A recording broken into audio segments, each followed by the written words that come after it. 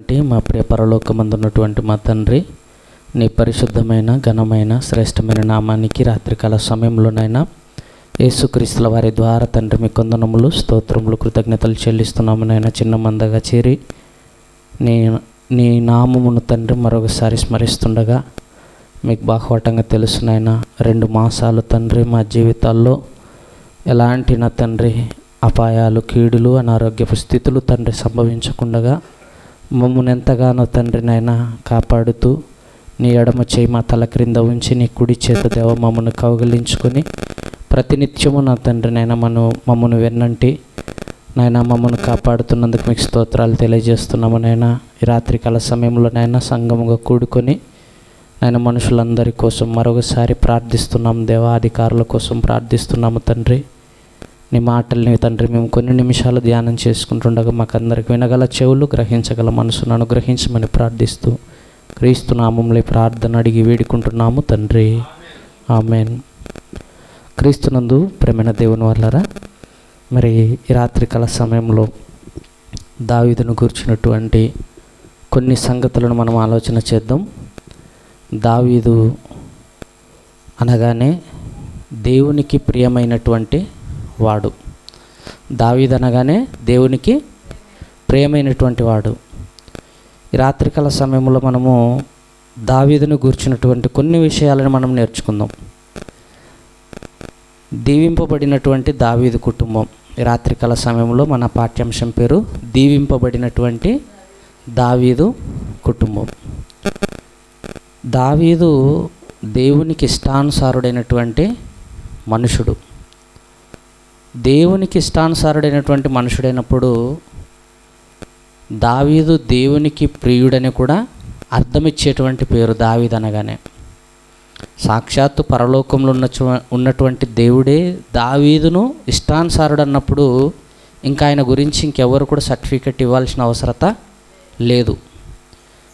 దావీదుకు అంత మంచి గుడ్ నేమ్ రావటానికి దావీదులో ఉన్నటువంటి కొన్ని లక్షణాలను మనం ఈ రాత్రికాల సమయంలో ఆలోచన చేస్తే, మనము కూడా దీవింపబడాలంటే దావీదు కుటుంబంలా మనలో కూడా దావీదులో ఉన్నటువంటి లక్షణాలు, దావీదులో ఉన్నటువంటి క్యారెక్టర్సు, దావీదులో ఉన్నటువంటి మంచి సుగుణాలను మనం కూడా కలిగి ఉంటే మన కుటుంబాన్ని కూడా దేవుడు దీవిస్తాడు, ఆశీర్వదిస్తాడు. మన కుటుంబానికి కూడా దేవుడు బ్లెస్సింగు ఇస్తాడు. అలాగన మన కుటుంబాలు ఆశీర్వదింపబడాలంటే భౌతికంగా దావీదుకు ఎన్నో చేశాడు, ఆధ్యాత్మికంగా కూడా దేవుడు చేశాడు. ఈ దావీదును గురించినటువంటి కొన్ని సందర్భాలను మనం ఆలోచన చేద్దాం. దావీదు యొక్క వృత్తి ఏంటంటే గొర్రెలు కాసుకునేటువంటి వాడు. దావీదు గొర్రెలు కాసేటువంటి వాడు. దావీదు ఎవరి కుమారుడు?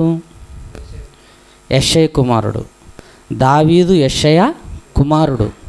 యెషయకు చివరి వాడే దావీదు. దావీదు ఎలాంటి వాడంటే ఎర్రని వాడని కూడా వ్రాయబడింది. దావీదు ఎర్రని వాడంట, సుందరుడంట. దావీదుకున్నటువంటి కొన్ని క్యారెక్టర్స్ని మనం పరిశుద్ధ గ్రంథంలోనికి వెళ్ళిపోయి చూస్తే, సమూయేలు రాసినటువంటి 2వ గ్రంథంలో దేవుడు ఒక మాటను మనకు అక్కడ చూపిస్తాడు. సమూయేలు రాసినటువంటి 2వ గ్రంథము 3వ అధ్యాయము 1వ వచనాన్ని మనం ఒకసారి చదువుకుందాం. సమూయేలు రాసినటువంటి 2వ గ్రంథము 3వ అధ్యాయము 1వ వచనం. సౌలు కుటుంబీకులకును దావీదు కుటుంబీకులకును బహుకాలము యుద్ధము జరగగా దావీదు అంతకంతకు ప్రబలెను, సౌలు కుటుంబం అంతకంతకు నీరసిల్లెను అని మాట్లాడుతున్నాడండి. నిజంగా దావీదు కుటుంబానికి సౌలు కుటుంబానికి ఏం జరుగుతుందంట? యుద్ధం జరుగుతుందంట. ఎందుకు జరుగుతుంది యుద్ధము? సౌలు మొట్టమొదటి రాజు ఇశ్రాయేలులకు. బెన్యామీను గోత్రికుడైనటువంటి సౌలు అల్పగోత్రమైన కూడా దేవుడు ఏం చేసినాడంటే బెన్యామీనును రాజుగా నియమించాడు. ఇశ్రాయేలుల మీద 12 గోత్రికుల వారి మీద రాజుగా ఆయనను నియమించాడు సౌలును. సౌలు ఫిలిస్తీన్ల చేతిలో నిజంగా ఆ ఫిలిస్తీయుడైనటువంటి గొలియాతు పిలుస్తున్నప్పుడు భయపడి జడిసి ఆ గొలియాతుని ఎదిరించలేనప్పుడు గొర్రెలు కాసేటువంటి దావీదు గారు నిజంగా ఎలాంటి యుద్ధ కవచాలు లేకపోయినా కూడా దావీదు, నేనున్నాను, సున్నతి లేనటువంటి ఆ ఫిలిస్తీయుడు జీవము గల దేవుని ప్రజలను దూషించటము ఎలా అని ఆ సున్నతి లేని ఆ ఫిలిస్తీని చంపటానికి ఏం తీసుకెళ్ళిపోయాడు ఆయన? ఏటిలో చిన్న రాళ్ళను తీసుకుని వెళ్ళిపోయినాడు. చిన్న రాళ్ళను, చిన్న వరిసెలను తీసుకొని ఫిలిస్తీని చంపటానికి వెళ్ళిపోయాడు. నిజంగా ఆ ఒకే ఒక్క రాయికి దావీదు ఏం చేసినాడు? ఫిలిస్తీని హతము చేసేసాడు, చంపేశాడు. దావీదు పక్షాన ఎవరున్నారంటే దేవుడున్నాడు అనమాట. దావీదు పక్షాన ఎవరున్నారు? దేవుడున్నాడు. దేవుడున్నాడు కనుకనే సౌలు కుటుంబాన్ని కూడా దేవుడు దావీదు ద్వారా రక్షించాలనుకున్నాడు. కానీ దావీదుకు ఎప్పుడైతే ప్రజలు 10,000 కొలది స్తుతులని చెప్పారో, సౌలుకు ఎప్పుడైతే 1,000 కొలది అని స్తుతులు చెప్పారో, ఆనాటి నుంచి సౌలుకి దావీదు మీద ఏముంది? పగ ఉందన్నమాట. సౌలు రాజుకి దావీదు మీద ఏముంది ఆ రోజు నుంచి? ఇక్కడ మిమ్మును కూడా ఎవరినైనా కానీ బాగా మనం మెచ్చుకున్నాం అనుకోండి, ఇప్పుడు సపోజ్ 2 ఉన్నారనుకోండి, ఇక్కడ ఫస్ట్ నేను సెకండు అంజనమ్మకి ఇచ్చినానంటే దానమ్మ బాధపడవచ్చు, లేదంటే దానమ్మకి నేను సెకండ్ ఇచ్చినానంటే అంజనమ్మ బాధపడవచ్చు. కానీ నిజంగా ఆ ఇశ్రాయేలీలు దావీదు 10,000 మందిని హతం చేశాడు, సౌలు అయితే ఎంతమందిని చంపినాడంట? 1,000 మంది. 1,000 ఎక్కువనా 10,000 ఎక్కువనా? 10,000 ఎక్కువ అనమాట. 10,000 మందిని చంపాడు. అంటే రాజు కాదు అప్పటికి ఇంకా దావీదు. ఎవరు? గొర్రెలు కాసేటువంటి వాడే. గొర్రెలు కాసుకునేటువంటి వాడు. ఆయనకే అన్ని స్తుతులు చెప్తున్నారే ప్రజలని. ఏం చేస్తున్నాడు సౌలు? నేను రాజునై ఉండి నన్ను ఎక్కువ పొగడకుండా ఎవరిని పొగుడుతున్నారు అక్కడ ప్రజలు? దావీదును పొగిడేసరికి సౌలుకి ఏమొచ్చిందంట? అసూయ వచ్చిందనమాట. అసూయ ఆరోగ్యానికి అది హానికరం అన్నమాట. అసూయ ఎప్పుడు పెట్టుకునకూడదు. నిజంగా చాలామంది అసూయలు పెట్టుకుంటారండి. రాహేలమ్మ గారు కూడా లేయ మీద అసూయ పెట్టుకుంది. ఏమని పెట్టుకుంది?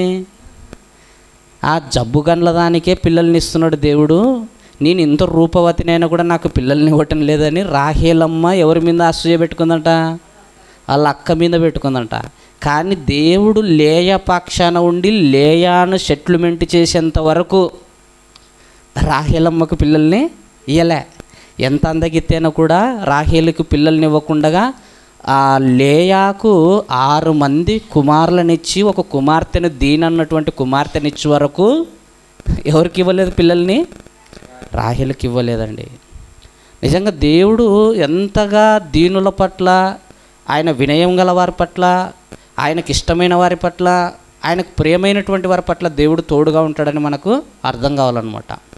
అందుకే సౌలు పక్షంలో కూడా దేవుడు లేడని చెప్పడానికి సౌలు దావీదు మీద విషపు చూపు నిలిపాడు, విషపు చూపు చూపాడు, అసూయపడ్డాడు. ఫిలిస్తీన్ని చంపిన తర్వాత దావీదుని మెచ్చుకోవటానికి బదులు దావీదుని చంపాలని చూస్తున్నాడు సౌలు. అందుకే ఆ రోజు నుంచి సౌలు కుటుంబానికి దావీదు కుటుంబానికి ఏం జరుగుతుందంట? యుద్ధం జరుగుతుందంట. యుద్ధం జరుగుతున్నప్పుడు దావీదు కుటుంబం అంతకంతకు ప్రబలుతుందంట. దావీదు కుటుంబం ఏమైపోతుందంట? ప్రబలవడం అంటే ఆశీర్వదింపబడటం, దీవింపబడటం అన్నమాట. అంతకంతకు సౌలు కుటుంబం ఏమైపోతుందంట? నీరసిల్లిపోతుందట. మనం కూడా ఎవరి మీదనైనా అసూయ పెట్టుకున్నామంటే కొన్నిసార్లు మనం లోక సామెతను వాడుతుంటాం. ఏమని వాడుతుంటాం? సౌలే చనిపోతాడనమాట. సౌలు కూడా ఎలా చనిపోతాడంటే సున్నతి లేని వారి చేతుల్లో చనిపోవటం కంటే పనోడికి ఒక కత్తిచ్చి నన్ను పొడుచురా అంటే పనోడు కూడా పొడుచోడు. అప్పుడు ఏం చేస్తాడంటే సౌలు ఇంకా కత్తిలా పాతుకొని ఆ కత్తి మీదనే పడి చనిపోతాడనమాట. ఎంత దారుణమైనటువంటిదండి. అసూయ అనేది ప్రాణాలని వరకు కూడా తీస్తుందన్నమాట. ప్రాణం కూడా తీసేస్తుంది. అసూయ ఎప్పుడు పెట్టుకోకూడదు. మన ఇంట్లో ఉన్న వారి మీద అసూయ పెట్టుకోకూడదు, మన పక్కింటి వారి మీద కూడా అసూయ పెట్టుకోకూడదు, మన సంఘంలో కూడా ఇతరుల మీద మనం అసూయ పెట్టుకోకూడదు. అసూయ పెట్టుకున్నటువంటి సౌలు కుటుంబం నీరసిల్లిపోతుంది. అసూయ లేని దావీదు కుటుంబం ఏమైపోతుంది? పెరిగిపోతుంది, వర్ధిల్లింపబోతుంది అనమాట, ప్రబలుతుందనమాట, దీవింపబడుతుందనమాట దావీదు కుటుంబం. మన జీవితాల్లో కూడా మన కుటుంబం దీవింపబడకపోవటానికి మనలో కూడా అసూయలు, కక్షలు, సౌలు లాంటి స్వభావాలు ఉండకూడదనమాట. దావీదు లాంటి మంచి మనసు ఉండాల. దావీదుకు దేవుడు తోడున్నాడని అదే సమూయేలు గ్రంథంలో 5వ అధ్యాయం 10వ వచనంలో ఒక మాట చదువుకుంటే, సమూయేలు రాసినటువంటి 2వ గ్రంథము 5వ అధ్యాయం 10వ వచనంలో ఏమంటాడంటే, దావీదు అంతకంతకు వర్ధిల్లెను, సైన్యములకు అధిపతియగు యెహోవా అతనికి తోడుగా ఉండెను. ఎవరున్నారంట దావీదుకు తోడు? సైన్యములకు అధిపతియగు యెహోవా దావీదుకు తోడుగా ఉన్నాడు కనుక అంతకంతకు ఏం చేస్తున్నాడంట? ఆయన వర్ధిల్లుచున్నాడంట. దావీదు దీవింపబడటానికి, దావీదు కుటుంబమును దీవింపబడటానికి దావీదులో ఉన్నటువంటి ఒక గొప్ప లక్షణాలు, దేవునికి ఇష్టానుసారుడైనటువంటి మనుషుడు అన్నమాట దావీదు. దేవుడు తోడుగా ఉన్నవాడన్నమాట. అందుకే దావీదు గురించి చాలా చోట్ల క్రొత్త నిబంధనలో కూడా మాట్లాడతాడు. దావీదు కూడా ఒక మాట మాట్లాడతాడు, నా కుడి పార్శ్వమున కూర్చుండ్రమని ప్రభువు నా ప్రభువుతో చెప్పెను. ఏమంటాడు? నా కుడి పార్శ్వమున కూర్చుండమని ప్రభువు నా ప్రభువుతో చెప్పెను అని అక్కడ మాటను చెప్పిన తర్వాత అక్కడ ఉన్నటువంటి ఆ మనుషులు ఏమనుకుంటారంటే, అని ఆయనను ప్రభువని ఆత్మ వలన దావీదు ఎలా చెప్పుచున్నాడని అక్కడ ఉన్న మనుషులకు అనుమానం వచ్చేసింది. ఆత్మవశుడై దావీదు ఏమంటున్నాడు? ప్రభు అంటే పరలోకములు ఉన్నటువంటి దేవుడు తన కుడిపార్శ్వన కూర్చున్నామని తన ప్రియకుమారుడైన యేసు ప్రభుల వారిని గురించి చెప్పుచున్నాడన్న విషయము ఎవరికి తెలిసిందంట? దావీదుకి తెలిసిపోయిందంట. దావీదు ఉన్న కాలంలో యేసు ప్రభుల వారు పుట్టకపోయినా కూడా నా కుడిపార్శ్వన కూర్చుండమని ప్రభువు అంటే దేవుడు అన్నమాట. ఒక ప్రభువు నా ప్రభువుతో చెప్పాను అంటున్నాడు అనమాట. ప్రభువు నా ప్రభువుతో అంటే యెహోవా దేవుడు యేసు ప్రభు వారికి చెబుతున్నాడు అనమాట, నా కుడిపార్శ్వన కూర్చొని. ఆ విషయం దావీదుకి అర్థమైపోయిందంట. అందుకే దావీదు గురించి గొప్పగా రాశాడు. అందుకే యేసు ప్రభుల వారు వంశావళిలో కూడా లెక్కించుకుంటూ వస్తూ, అబ్రహాము కుమారుడగు దావీదు కుమారుడైన యేసుక్రీస్తు వంశావళి అని మాట్లాడతాడు అనమాట. పుట్టి గురుడివాడు కూడా దావీదు కుమారుడా మమ్మను కరుణించుము. నిజంగా ఎలా అర్థమైపోయిందండి వాళ్ళకు? ఆయన దావీదు కుమారుడా, యెహోవా దేవుని కుమారుడా? యేసు ప్రభుల వారు దావీదు కుమారుడని సంబోధిస్తున్నాడు గుడ్డివాడు. కానీ యేసు ప్రభుల వారు నిజానికి ఎవరైనా? యెహోవా దేవుని కుమారుడు. అంతేనే కదా? ఈయన నా ప్రియకుమారుడు, ఈయన యందు నేను ఆనందిస్తున్నాను అంటాడు అనమాట. కానీ ఇక్కడ వీళ్ళ గుడ్డి వాళ్ళకి ఎలా అర్థమైపోయిందంటే, దావీదు వేరు చిగురైనటువంటి యేసు ప్రభుల వారి గురించి అర్థమైపోయింది గుడ్డివానికి.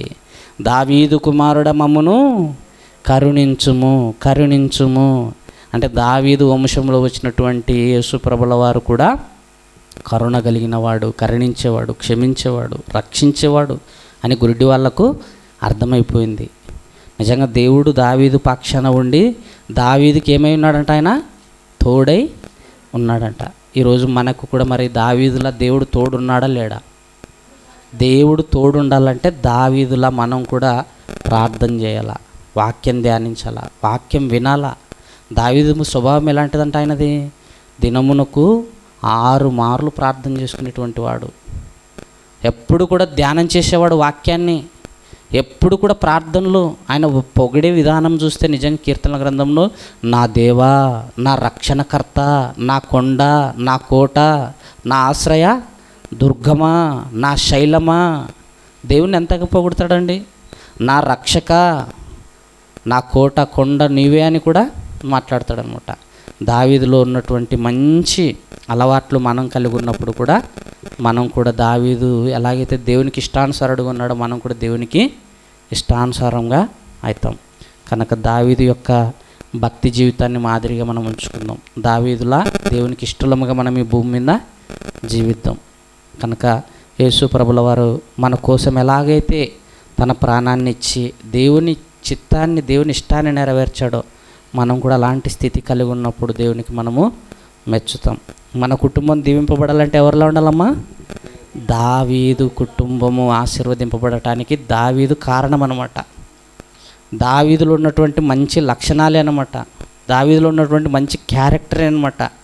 మన కుటుంబం దీవింపబడాలంటే మన క్యారెక్టరు బాగుండాల, మన ప్రవర్తన బాగుండాల, మన మాట తీరు, మన ఆలోచనలు, మన ప్రవర్తన ఎప్పుడు కూడా మీరు మర్చిపోద్దండి. మోకాళ్ళ ప్రార్థన అండి, ఖచ్చితంగా అడగండి. ఎప్పుడు దేవుని సన్నిధి మరవద్దండి. ఎప్పుడు ప్రార్థన పెట్టినా కూడా మీరు ముందుగానే వచ్చి దేవుని సన్నిధిలో కూర్చునండి. ఖచ్చితంగా దేవుడు మన కుటుంబాన్ని ఆశీర్వదిస్తాడు, దీవిస్తాడు. ఎక్కడ దీవింపబడుతుందని మీరు నిరుత్సాహపడొద్దండి. నీరసిల్లిపోతున్నాడు సౌలైతే, కానీ దావీదు కుటుంబం ఏమైపోతుందంట, దినదినము వర్ధిల్లుచుందంట. మన కుటుంబంలో వర్ధిల్లింపు కావాలంటే నిజంగా మనము నీరసిల్లకూడదు, విశ్వాసంలో మనము సన్నగిల్లకూడదు. చాలామంది కార్యాలు జరగలేదని ఏం చేస్తుంటారంటే ఈ దేవుడు వద్దులే అనుకొని మరొక దేవుని వైపు కూడా వెళ్ళిపోతుంటుంటారు. ఏ దేవుడైతే ఏముందిలే అనుకుని కూడా వెళ్ళిపోతుంటుంటారు కదా. అంటే ఆ దేవుళ్ళు ఉన్నారని నేను చెప్పటం లేదు. దేవుళ్ళు అనబడిన వాళ్ళ వైపు ఈరోజు మనుషులు అవసరముల నిమిత్తము, వాళ్ళకి ఏదో కావాలని నిమిత్తము, స్వప్రయోజనాల కోసం దేవుణ్ణి వెంబడించేటువంటి వాళ్ళు ఎక్కువ మంది ఉన్నారు. నిజంగా దేవుడు మన పట్ల చేసిన మేలు ఇన్ని అన్ని కాదు. దావీదు మాట్లాడతాడు, దేవా నువ్వు నా ఎడల చేసిన ఉపకారములను నేను లెక్కించుటకవి లెక్కకు మించి ఉన్నావేని మాట్లాడతాడు అనమాట. ఎన్ని చేశాడండి దేవుడు, నిజంగా ఒకసారి ఆలోచించండి. దావీదుకి అర్థమైపోయింది, తల్లి గర్భములో ఉన్నప్పుడు నన్ను నిర్మించినవాడు, రూపించినవాడు, నన్ను సృష్టించినవాడు, నన్ను కాపాడినవాడు, నన్ను పోషించినవాడు అని దావీదుకు అర్థమైపోయిందనమాట. నిజంగా ప్రేమైన దేవుని వల్ల దావీదుకున్నటువంటి లక్షణాలు మనం ఆలోచన చేస్తే దావీదుకు దేవుడు తోడుగా ఉన్నాడనమాట. దావీదు అందరికీ ఉపకారము చేసేవాడనమాట. దావీదు గొప్ప ప్రార్థన పరుడు అనమాట. ఏమిటంటే ఆయన గొప్ప ప్రార్థన పరుడు.